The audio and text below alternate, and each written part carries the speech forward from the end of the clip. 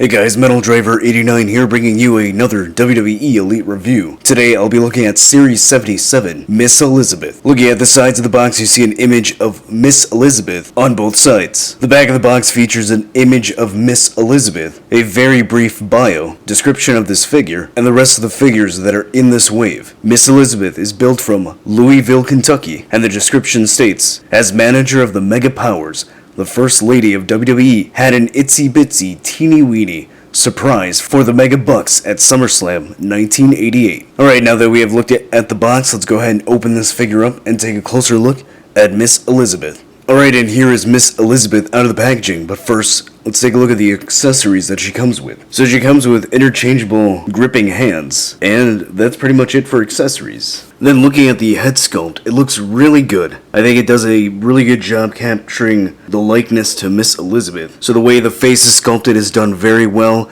The paint came out really well on the face. So the lips, the eyes, the eyebrows. So there doesn't seem to be any mispaint. The paint looks to be centered on the eyes, which is good. And then the hair looks really well done as well. Her hair is nice and thick and curly. It's a lot of good sculpt work in the hair. So it's just a solid paint, so there are no highlights or any shadowing effects. So overall, a really solid head sculpt. Then looking at the body, she has a soft goods dress, which is really nice. I do believe all the Miss Elizabeth figures have had soft goods dresses, so that's good. And then the top part, there is Velcro, so it is removable.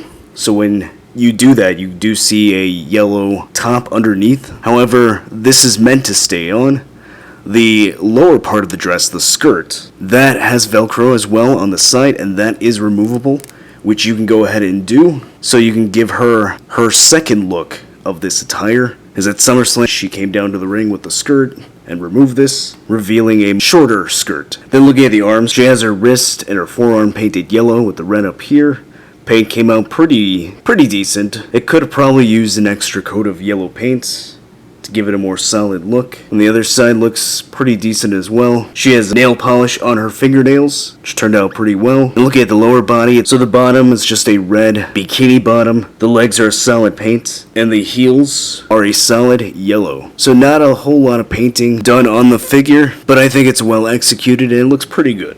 Then going over the articulation, so the head is on a ball joint, however, there's not a lot of movement to go up and down. In fact, it doesn't move at all due to the hair. Her head can just barely turn side to side, again, due to the plastic of the hair, so not a whole lot of movement there, so that's a bit disappointing. Shoulders have a hinge, so allows the arms to go that high up. It can rotate all the way around. There's a bicep swivel, single jointed elbow. The wrist can rotate and it has a hinge. She has a diaphragm joint which allows her to move side to side and slightly crunch forward, and she can crunch back. There is a waist swivel. Legs can go that far out.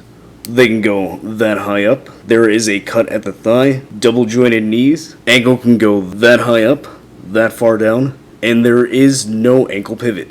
And here we have a comparison with the new Elite Miss Elizabeth figure next to a previous release Miss Elizabeth figure.